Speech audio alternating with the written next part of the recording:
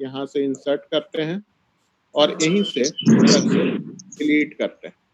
जब हम इंसर्ट करते हैं तो उसको हम लोग बोलते हैं पुश ऑपरेशन, उसको हम लोग कहते हैं पुश ऑपरेशन। और जब हम डिलीट करते हैं तो उस ऑपरेशन को कहा जाता है हम पॉप ऑपरेशन। ओके, जैसे ही सबसे पहले यहाँ पे मान लीजिए एरे का पोजीशन है, दिस इज, ये जो एरे का पोजीशन होगा, this is 0, this is 1, this is 2, 3, 4, ऐसे करते हुए आगे बढ़ेगा 0, 1, 2, 3, 4 करके एरे में। तो सबसे पहले मेरा जो टॉप का पोजीशन होगा, तो टॉप का पोजीशन क्या होगा, टॉप इक्वल टू -1, ठीक है, टॉप इज -1। जैसे ही हम कोई एलिमेंट को इंसर्ट करेंगे, कोई भी एलिमेंट को इंसर्ट किया जाएगा, तो वो एलिमेंट जैसे ही इंसर्ट होगा तो हमेशा मतलब पुश ऑपरेशन में, इन द पुश ऑपरेशन जब भी होगा तो क्या होगा, top equal to top plus 1। और पॉप ऑपरेशन जब भी होगा, पॉप ऑपरेशन जब भी होगा, पॉप मतलब डिलीट ऑपरेशन जब भी होगा तो top equal to top -1। Okay, top -1, सारा ऑपरेशन माइनस होते जाएगा। जब भी हम कोई इंसर्ट करेंगे तो टॉप होगा। तो पुश का मतलब क्या होता है, the push operation is also known as, इसको हम लोग कह सकते हैं हम यहाँ पे इंसर्ट ऑपरेशन। और पॉप ऑपरेशन जो होता है, इस ऑपरेशन को हम लोग कहते हैं आपका डिलीशन।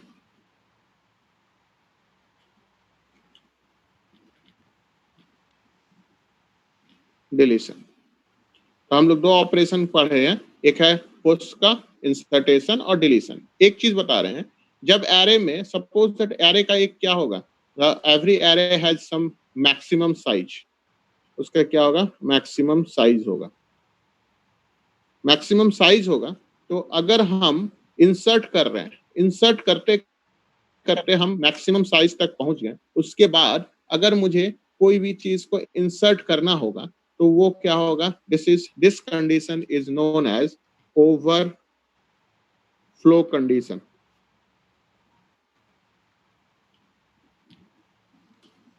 इसको कहते हैं ओवरफ्लो कंडीशन। और डिलीट करते हुए सारे एलिमेंट को चले गए और टॉप का वैल्यू अगर 0 हो जाता है तो this is called underflow condition.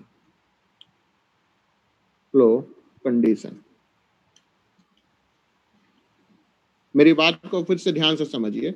हम डेटा स्ट्रक्चर में एक स्पेशल डेटा स्ट्रक्चर की बात कर रहे हैं जिसको कहते हैं स्टैक एक फॉर्म में काम करता है, लास्ट इन फर्स्ट आउट। फिर से मैं समझा रहा हूं, लास्ट इन फर्स्ट आउट मतलब जिसको लास्ट में इनपुट करेंगे वो सबसे पहले आउटपुट होगा।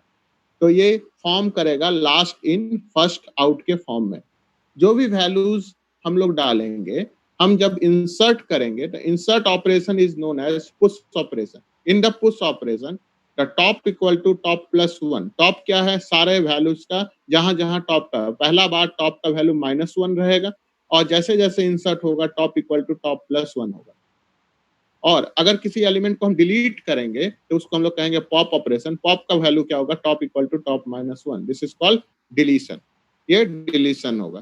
तो अगर हम इंसर्टेशन कर रहे हैं और इंसर्टेशन करने के बाद वो मैक्सिमम साइज के ऊपर चला गया तो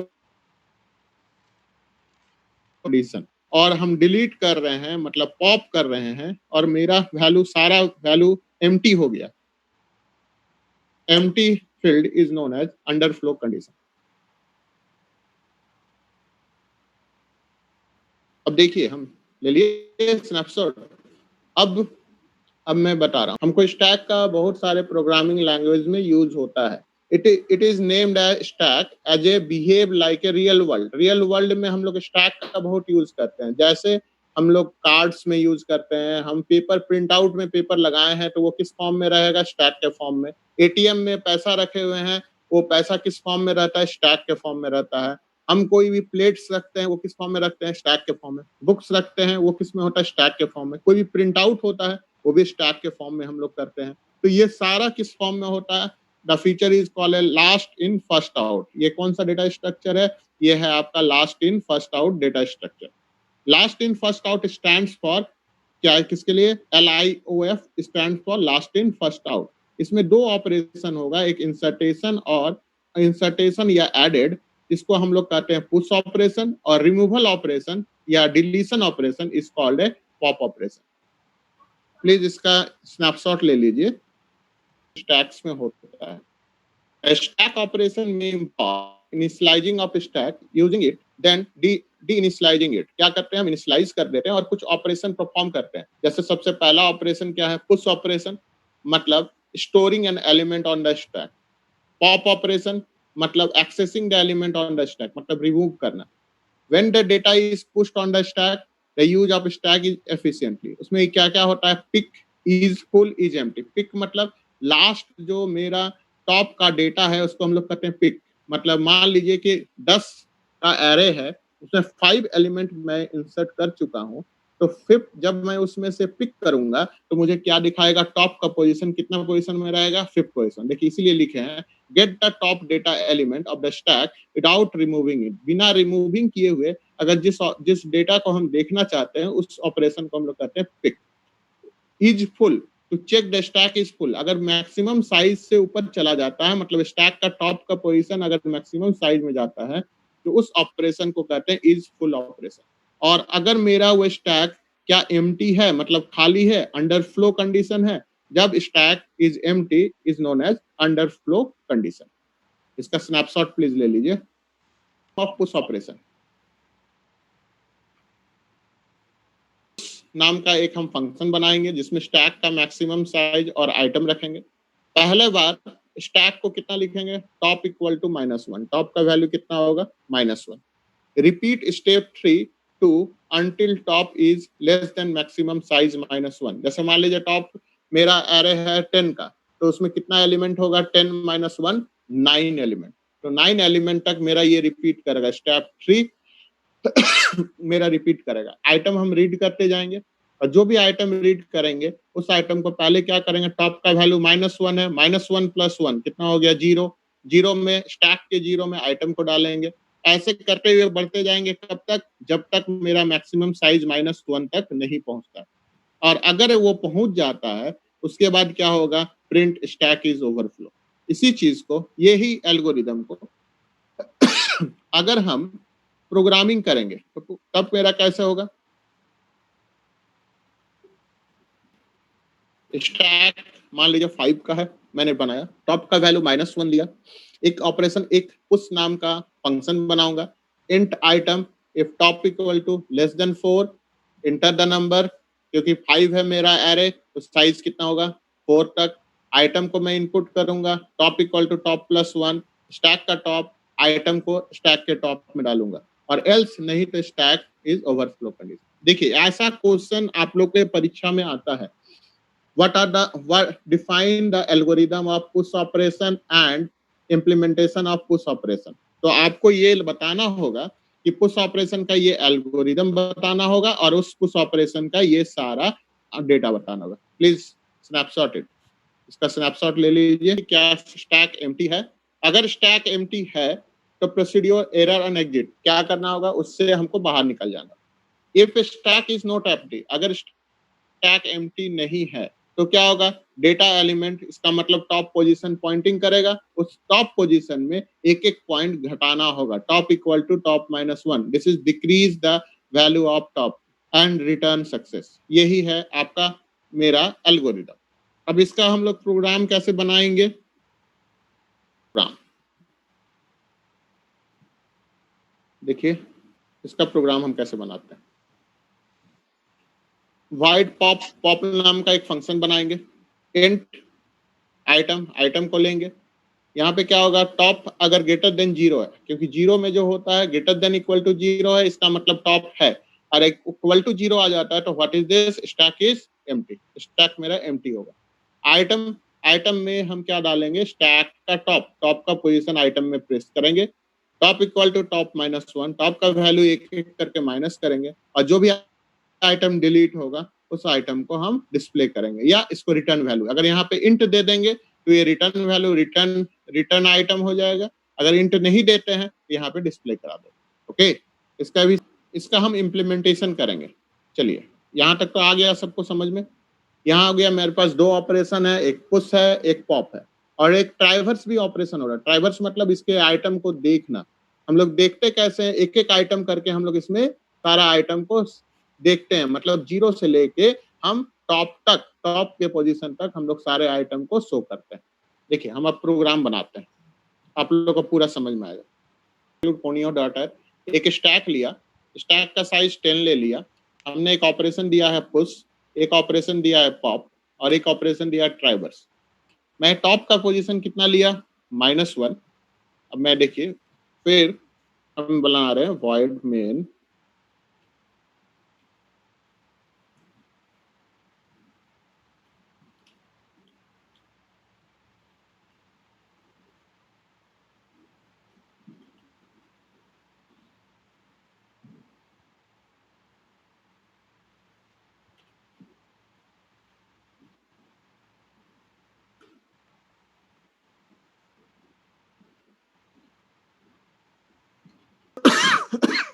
देखिए केस 1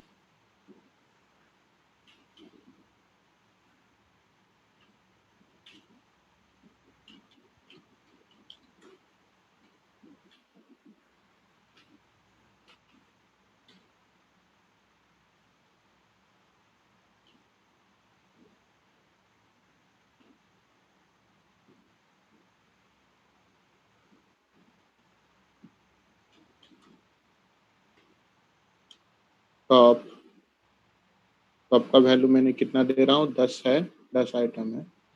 टॉप इक्वल टू 9, अगर 9 का वैल्यू होता है तो प्रिंट एफ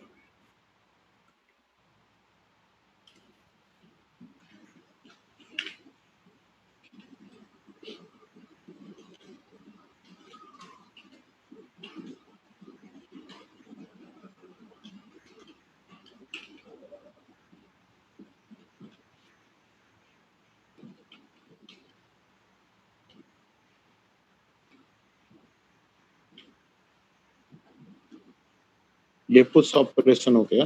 फिर मैं बना रहा हूँ पॉप ऑपरेशन, एम्प्टी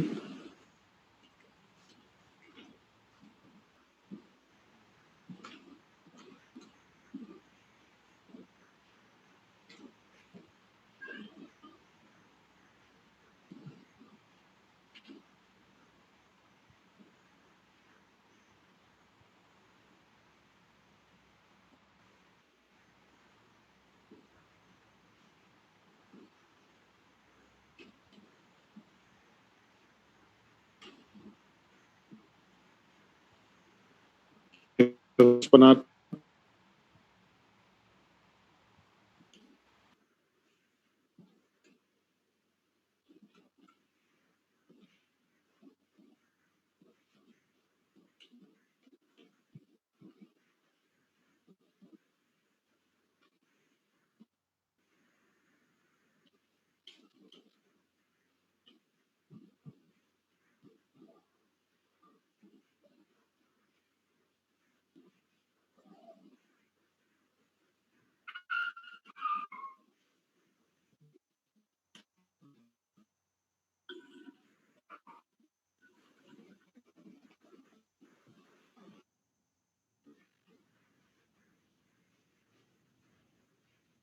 देखिए पुश करता हूँ, वन एलिमेंट पुश किया,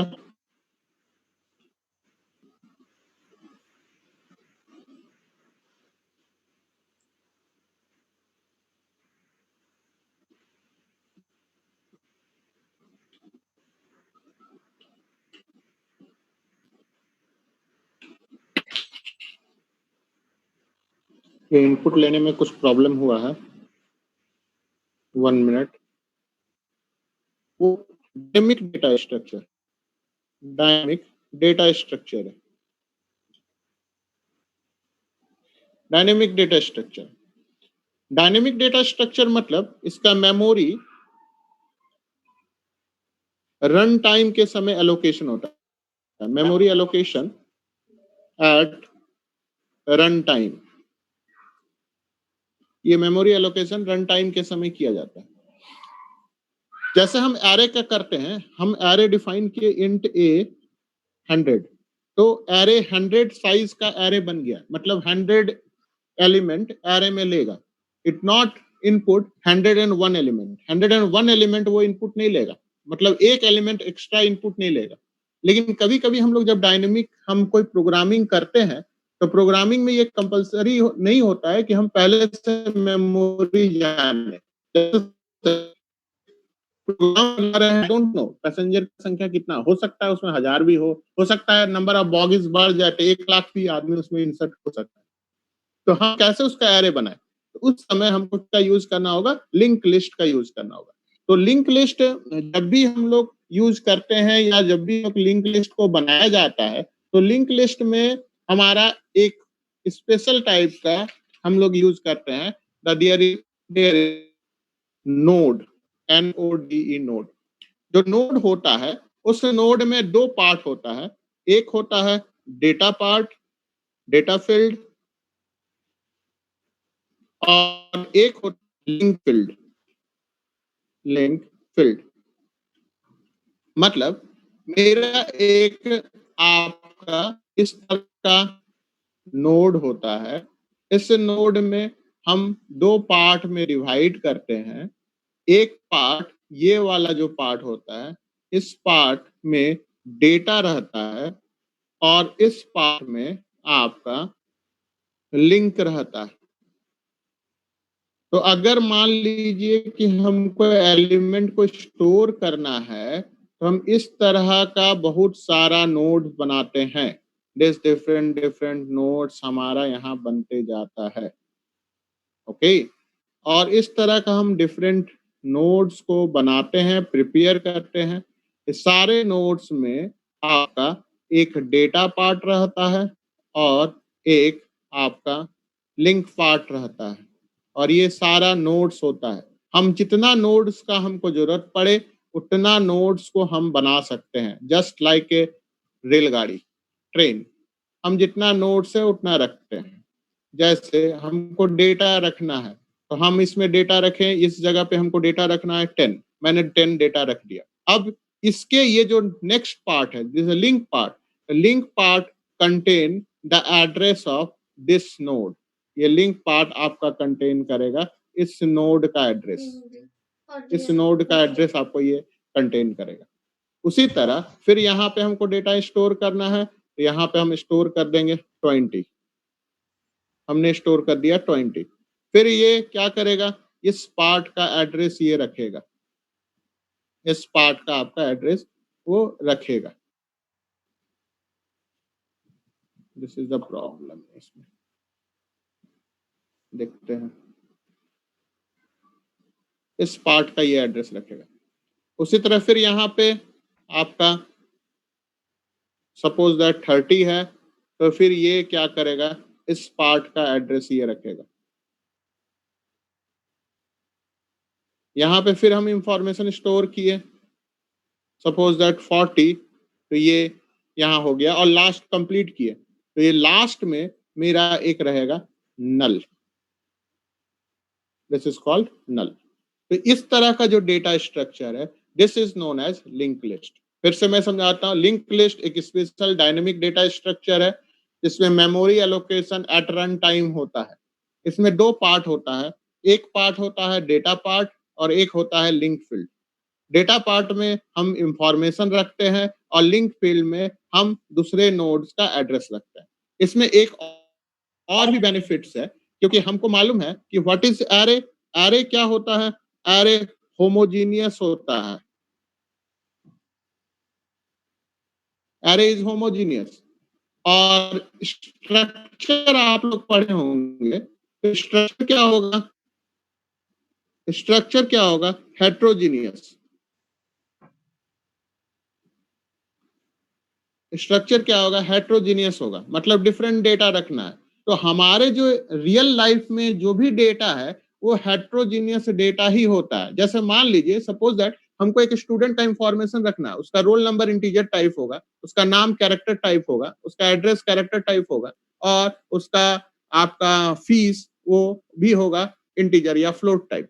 तो हमको ये सारा इंफॉर्मेशन रखना है, तो हम ये सारा रखेंगे डेटा पार्ट में। इस डेटा पार्ट में ये सारा इंफॉर्मेशन को हम रखेंगे और ये डेटा पार्ट में सारा इंफॉर्मेशन रख के हम लोग इसको आगे बढ़ेंगे। इसमें ये यही चीज यूज किया जाता है। जैसे मान लीजिए आप फोन में किसी का नंबर रखते हैं, तो फोन नंबर रखते हैं, उसका ईमेल आईडी रखते हैं, उसका डेट ऑफ बर्थ रखते हैं, उसको कुछ पैसा दिए हैं तो उसका डाटा रखते हैं। तो ये सारा डेटा आप उसमें फिक्स किए रहते हैं, वो डेटा पार्ट में रहता है और एक डेटा पार्ट दूसरे डेटा पार्ट से आपका लिंक किया रहता है और सारा लिंकिंग आपका बैठा रहता है। एक डेटा पार्ट दूसरे डेटा से लिंक रहता है और हम लोग आराम से खोज लेते हैं। तो ओरिजिनली जो है रियल लाइफ में कोई भी डेटा हम लोग किस फॉर्म में रहता है, लिंक लिस्ट के फॉर्म में रहता है। अब लिंक लिस्ट में जो भी हम आपका डेटा रहेगा, वो डेटा आपका क्या रहेगा, हेट्रोजीनियस रख सकते हैं, मेमोरी एलोकेशन रन टाइम में कर सकते हैं, इसको श्रिंक कर सकते हैं, इसको बढ़ा सकते हैं। मतलब हमारा इसमें एडवांटेज क्या क्या होगा, ये डायनेमिक डेटा स्ट्रक्चर है, मेमोरी का सही ढंग से यूटिलाइज होता है, हम इंसर्ट डिलीट बहुत आसानी से कर सकते हैं। याद कीजिए एरे में हम लोग जब इंसर्ट कर रहे थे तो हमको शिफ्टिंग करना होता था, लेकिन इसमें इंसर्ट करना होगा तो बहुत आसानी से होगा। इसको मैं डिलीट कर दूंगा, इसका एड्रेस यहाँ दे दूंगा, बस मेरा काम हो जाएगा। इंसर्ट करना है बीच में तो हम बीच में इंसर्ट भी कर सकते हैं, बस इसका लिंक को चेंज कर देंगे और मैं इंसर्ट कर सकता हूँ। तो इसमें डिफरेंट टाइप का ऑपरेशंस को आपको हमको पढ़ाना है। तो इसमें क्या क्या ऑपरेशंस होगा, इसमें डिफरेंट ऑपरेशंस हमारा होगा। सबसे पहला ऑपरेशन होगा आपका, हम क्रिएट करेंगे। नेक्स्ट ऑपरेशन होगा इंसर्ट, हम इंसर्ट करेंगे। तो इंसर्ट का भी 3 तरीके से हो सकता है। इंसर्ट हो सकता है आप एट बिगिनिंग होगा,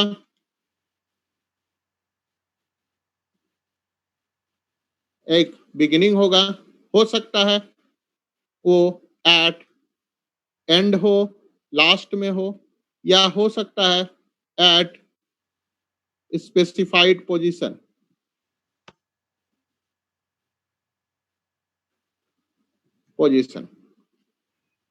और समझ गए बात को।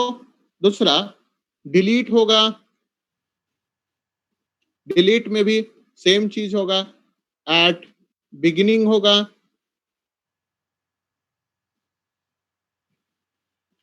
एट एंड होगा और एट स्पेसिफाइड पोजीशन होगा।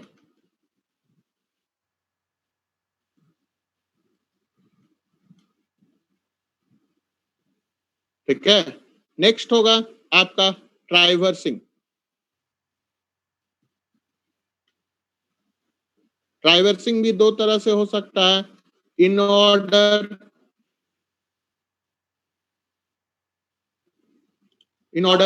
और रिवर्स ऑर्डर।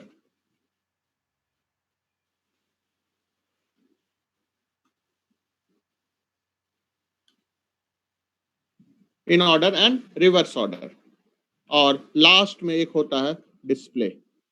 इतना सारा आपको पढ़ाना है। तो नेक्स्ट क्लास में हमको ये सारा कुछ आपको पढ़ाएंगे, किस तरह हम इसका एल्गोरिदम लिखते हैं, किस तरह हम डेटा बनाते हैं, किस तरह लिंक लिस्ट बनाया जाता है, किसका क्या एल्गोरिदम्स है, ये सारा कुछ आपसे पूछा जाता है। ओके, इसका स्नैपशॉट प्लीज ले लीजिए। ओके, तो लिंक लिस्ट हमको अगर बनाना है, लिंक लिस्ट अगर हमको बनाना है तो हम उसके लिए कैसे बनाएंगे। तो अगर हमारा 2 पार्ट है तो हम कैसे बनाएंगे इसको देखिए। स्ट्रक्चर एक नोड नाम का हम बनाएंगे, उसमें इंट हम जो भी डेटा रखे जैसे ए रखे, उसके बाद स्ट्रक्ट नोड लिंक या नेक्स्ट जो भी नाम देना है दे सकते हैं। पॉइंटर टाइप, क्योंकि पॉइंटर क्या करता है, किसी का भी एड्रेस लेता है। तो pointer is a data type which can store the address of any other data type. Next हम क्या कर देंगे, typedef struct node node type का। ये क्यों मैंने किया? ये इसलिए किया कि मैंने एक यूनिवर्सली डिफाइन कर रहे हैं टाइप डेफ नोड टाइप का, जो आपको एक नोड नोड बना देगा। जैसे यहाँ पे हम बनाए थे ना, this node, third node, fourth node, हम नोड बना सकते हैं जितना भी चाहेंगे। और पहला वाला नोड का हम एड्रेस को एलोकेट कर देंगे। This is called start first address. तो हम लिंक लिस्ट में क्या बनाएंगे? देयर इज ए नोड जिसमें एक इंफॉर्मेशन पार्ट होगा। This is information part and this is called a link part. ये लिंक पार्ट हुआ और लिंक पार्ट को हम लोग अटैच किए। स्नैपशॉट ले लीजिए इसको।